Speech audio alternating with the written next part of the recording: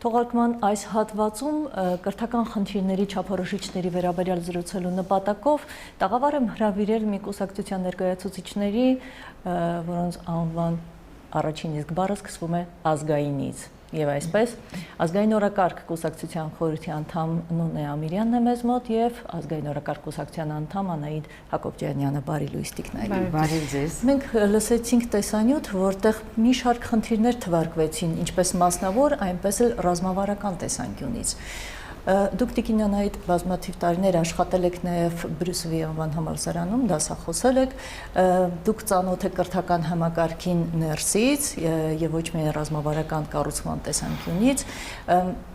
ինչպես է գնահատում ներկա իրավիճակը հենց ազգային բաղադրիչի տեսանկյունից, որովհետև այնպիսի տպավորություն է, որ մենք հիմա ապրում ենք մի գլոբալիստական կոսմոպոլիտ պետության մեջ, որտեղ կարևորը ոչ թե ազգայինն է եւ պատմական հիշողության ամրագրումը, այլ հայացքը դեպի ապագա եւ կարևոր չէ, թե ինչ կհիշենք մեր անցյալից։ Շատ բարի։ Նկատեմ, որ Բրյուսովից առաջ ես նաև աշխատել եմ դպրոցում։ Այնպես որ կարող եմ համարել, որ դպրոցը գիտեմ, լավ գիտեմ։ Դուք ձեր խոսքի սկզբում նկատեցիք, որ աշխարհը գտնվում է գլոբալիզացիոն եւ ազգային հակադրության մեջ։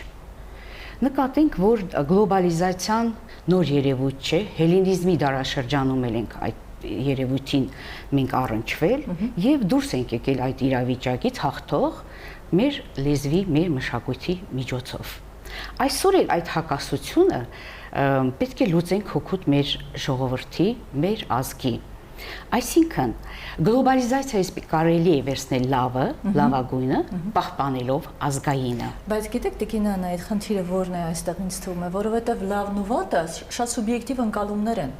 Եվ հատկապես կրթական process-ում, հատկապես ուսանողի եւ աշակերտի հետ աշխատանքի մեջ առաջնահերթությունը պետությունն է, որ դնում է։ Այսինքն պիտի գոյություն ունենա որոշակի ռազմավարություն, որտեղ նշված են առաջնահերթությունները եւ այն նպատակները, որոնք դու լուծում ես այս կամ այն մարտավարական քայլով։ Դրա համար հարցս նաև ուղղեմ ձեզ, Տիկին Նունե,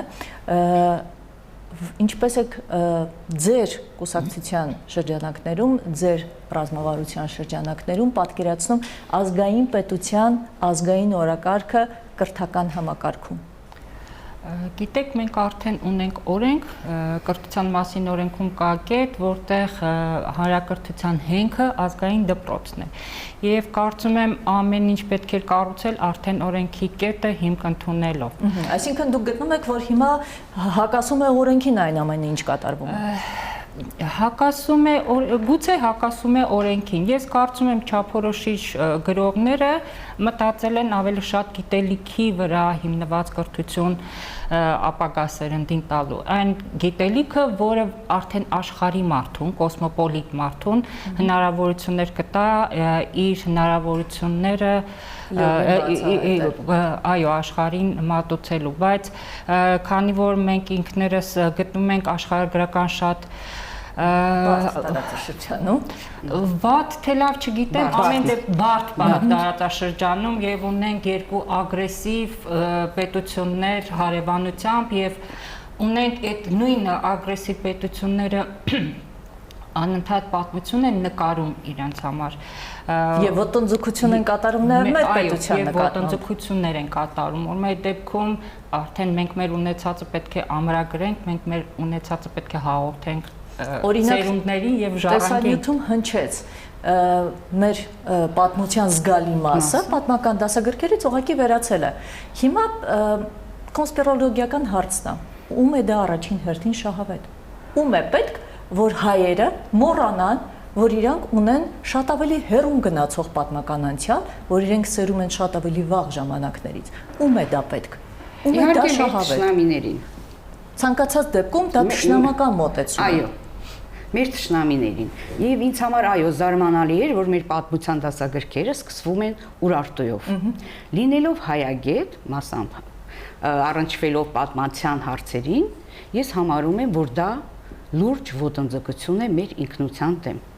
Չի կարելի, այո։ Եվ պատմությունը փաստում ենք ոչ միայն մենք, այլև մեր հարևան ժողովուրդները։ Հիմա եւս մի հարց ունեմ, Մենք երբեք չենք մտածում նրա մասին, ինչ է նշանակում ազգային ինքնություն, ուղղակի ինքնաբերաբար ինչպես ստացվում է, այնպես էլ ապրում ենք։ Թերևս այդ է պատճառը, որ այն ինչ մենք ձեռք ենք բերել դարեր ի վեր ազգային ինքնություն, բավարար չէ։ Ձեռք բերելը քիչ է, պետք է նաև կարողանալ դա պահպանել, ընդ որում ամեն օր։ Ոչ թե 5 տարի մեկ կամ 10 տարին մեկ կամ ռազմավարություն փոխելուց, այլ ամեն օր։ Հիմա ըստ ձեզ ո՞րն է այդ ամենօրյա ազգային ինքնության պահպանման ճանապարհը։ Ճանապարհը կրթությունն է,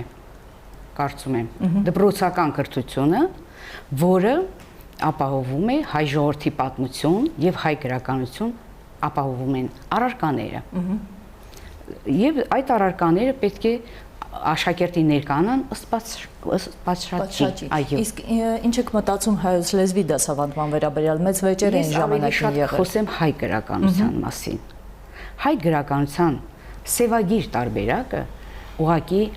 կարելի ասել չէր կարելի հանրությանը ներկայացնել։ Այն ինչ որ քննարկվում է որպես հնարավոր ռազմավարություն, հա։ Եվ բարեբախտաբար հանրությունը արթուն էր հանրության պահանջներով,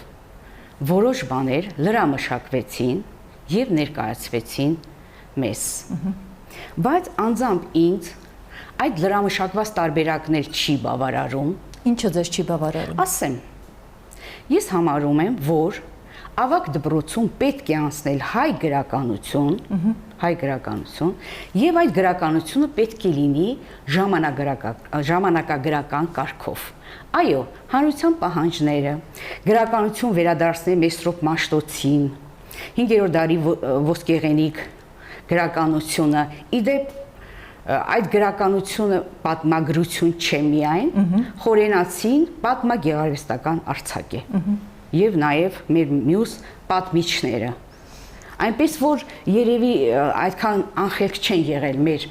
գրականագետները, զորօրինակ Մանուկ Աբեղյանը, որ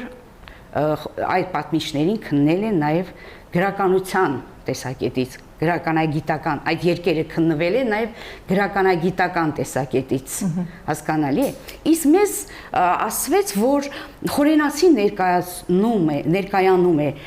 միջին դասարաններում, որպես վիպերգություն, որպես, բայց դա միայն վիպերգություն չէ, չէ։ Այո, իհարկե։ Դա միայն վիպերգություն չէ։ Հիմա մանդրադառնանք մի քիչ ավելի ընդլայնված խնդրին։ Մենք տեսնում ենք, որ պարբերաբար ինչ որ փոփոխություններ են կատարվում կրթական համակարգի, ուսումնական համակարգի, ընդունելության համակարգի եւ այլն եւ այլն եւ այլն։ Ինչը մտադիր օրինակ նախաձեռնել ձեր կրթության հանձնաժողովը, ես կարծում եմ, որ դուք ունեք նաեւ առաջարկներ այդ ոլորտի բարելավման ուղղությամբ շատ հնարավոր է, որ որոշ ժամանակ անց նաև վերականգնման ուղղակի, որովհետև եթե շարունակվի այսպես, բազմաթիվ մասնագետներ ասում են, որ մենք ուղղակի կարող ենք ունենալ փլուզված կրթական համակարգ, որը 0-ից հետո ստիպված ենք լինելու վերականգնել։ Այնուամենայնիվ, որոնք են այն կետերը, որոնք որ դուք մշակել եք ձեր կրթական հանձնաժողովում որպես առաջնահերթ եւ ինչպես եք պատրաստվում, օրինակ, վաղը մյուս օրը կարող է եւ որոշ իշխանությունը ձեզ հետ երկխոսել։ Տեսականորեն դա հնարավոր է։ Ինչ փաստաթուղթ եք դնելու սեղանին կրթական ոլորտում, որոնք եք համարելու հիմնական խնդիրները եւ ինչպես եք լուծումներ առաջարկում։ Մեր կուսակցությունը ունի ծրագիր, որտեղ բավականին մանրամասն նշված են կրթության հետ կապված մեր մոտեցումները, մեր տեսլականները։ Այս պահի դրությամբ ես կուզեի անդրադառնալ այն փաստին, որ ամեն դեպքում այն կրթական համակարգը, որը կար, գուցե շատ ամբողջությամբ չէր ներառում մեր տեսակետները, հա, որը պետք է լինի ազգային հիմքի վրա, ազգային արժեքներ կրող, ազգային արժևորող եւ պահպանող եւ ժառանգող մարդու ձևավորումը եւ կերտումը, որը որ պետք է ունենա անպայման աշխարհի զարգացումներին համար լինի աշխարհի զարգացումներին պատրաստ, այսինքն պետք է ունենա կրի իր սեփականը, հասկանա ով է ինքը, հարգի իր սեփականը եւ որից հետո հարգի նաեւ ուրիշի ունեցածը, ուրիշի պատմությունը, համադրի, կարողանա այդ համադրության մեջ իօքուտ իրեն նաև տեսնել այդ բոլոր մոտեցումները եւ կարողանա նաև աշխարհին ներկայանալ որպես գիտելիքներով հարուստ մարդ եւ մրցակից մարդ։ Դուք շատ կարևոր բան ասացիք, հարգել սեփական ազգային ինքնությունը, որովհետև վերջին ժամանակաշրջանում հատկապես համացանցում ես շատ հաճախ եմ հանդիպում ծաղրական ձևակերպումներ հայեցիության, հայ լինելու, արժանապատվության, ազգային ինքնության վերաբերյալ։ Բազմաթիվ սենց քողարկված հարձակումներ են տեղի ունենում ընկալումների վրա։ Իբրև թե դա մոդայիկ չէ, իբրև թե դա հետամնացության նշան է։ Սա թերևս նաև բարոյահոգեբանական ճնշման եւ պայքարի հարթակ է, որտեղ ազգային ներկայացող մարդուն փորձում են ծաղրի ենթարկել եւ փոխանակ մենք հպարտանանք դրանով կամ գուցե պետք չի հպարտանալ, ուղղակի գիտակցել սեփական ինքնությունը եւ ներքին առանցքի շուրջ կառուցել փոխհարաբերությունների աշխարհի հետ։ Այսօր դա էլ մեզ թույլ չեն տալիս։ Այսինքն դա էլ են փորձում մարդկանց մեջից հանել։ Դրա դա ինչպես պայքարենք։ Կարծում եմ պետք է հայ մարդուն ուղղակի հիշեցնել ով է ինքը։ Ամբողջ աշխարհը ճանաչում է հային, չի ճանաչում Հայաստանը, ամբողջ աշխարհը շատ դրական է վերաբերում հային, բայց երբ սկսում են խոսել Հայաստանի մասին, ուղղակի պատկերացում չունեն, շատ անգամ ասում են Ռումինիան, երբ որ ներկայանում է Արմենիան, ասում են Ռումինիան, ու այս դեպ կարծում եմ պետք է ուղղակի հային հիշեցնել ով է ինքը, որ ինքը ոչ թե շատ լավն է կամ շատ վատն է, այլ որ ինքը տարբեր է, որ ինքը ունի իր ազնվությունը, որ ինքը արարիչ է, ազնիվ է, եւ որ հին դարերում ուղղակի հարգել են հային նրա ներկայությունը, եւ դա է հայ մարդը եղել, եւ հայ լինելը ուղղակի պատիվ պետք է լինի։ Այս դեպքում Թերևս գիտեք, ես կարող եմ ենթադրել, որ այն ամենը, ինչին մենք եկել ենք այսօր,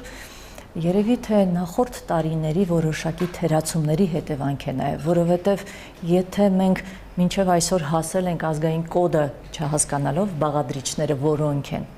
եւ դրանք սուբյեկտիվ են մնացել մինչ օրս, մասնավոր ընկալման մակարդակի վրա, այսպես էլ պիտի լինի, եթե բոլորը իրենց անձնական ընկալումը դնում են պետական ռազմավարության մեջ եւ չկա միասնական ընկալում, թե ինչ է նշանակում լինել հայ, այսպես պիտի լինի։ Եվ վերջում մենք երևի թե կարող ենք սպառնալիքի առջև կանգնել, կորցնել այդ հայեցիության զգացողությունը ընդհանրապես։ Արդար լինելու համար պետք է ասենք, որ սա ոչ վերջին 2 տարվա, ոչ էլ 5 տարվա, այլ վերջին 30 տարվա փորձարկումների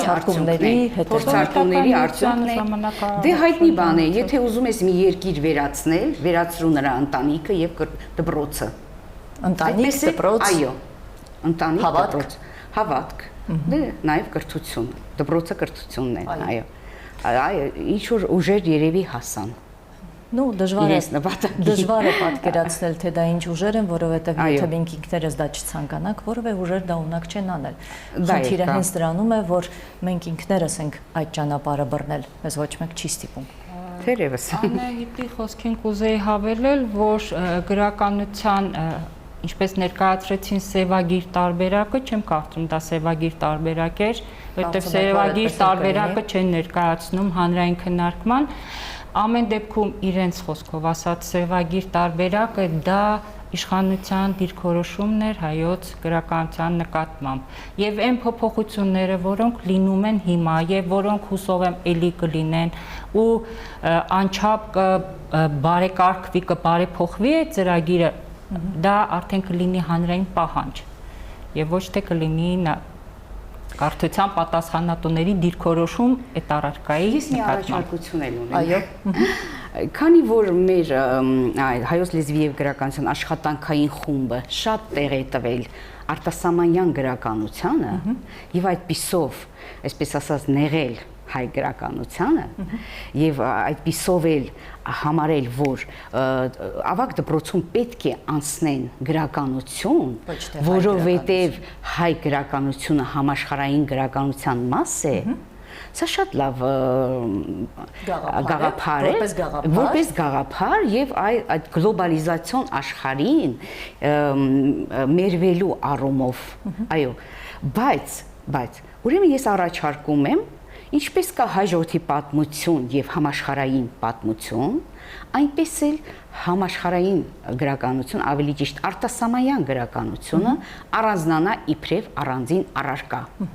Ըստ իս արդեն խնդիրները քիչ կլինեն եւ կլինեն նոր մասնագետներ վերապատրաստված կամ նոր եւ ուրեմն հայոց լեզվի եւ գրականության ուսուցիչը այդքան չի ծանրաբեռնվի։ Ես այն կարծիքին չեմ, որ ուսուցիչը չի կարդում, զլանում է կարդալ եւ այլն, բայց հսկայական ծանրաբեռնվածություն է ընկնում ուսուցիչների ուսերին։ Շնորհակալ եմ առաջարկի համար, հույս ունեմ, որ այն լսելի կլինի եւ հույս ունեմ, որ ձեր կուսակցության կրթական հանձնաժողովի շրջանակներում կատարվող աշխատանքները ապագայում գոնե օգուտ կտան ազգային օրակարգ հիմնելու եւ ձևավորելու հարցում։ Հարգելի հեռուստադիտողներ, հիշեցնեմ, որ մենք զրուցում ենք ազգային օրակարգ կուսակցության խորհրդի անդամ Նունե Ամիրյանի եւ կուսակցության անդամ Անահիտ Հակոբյանյանի հետ։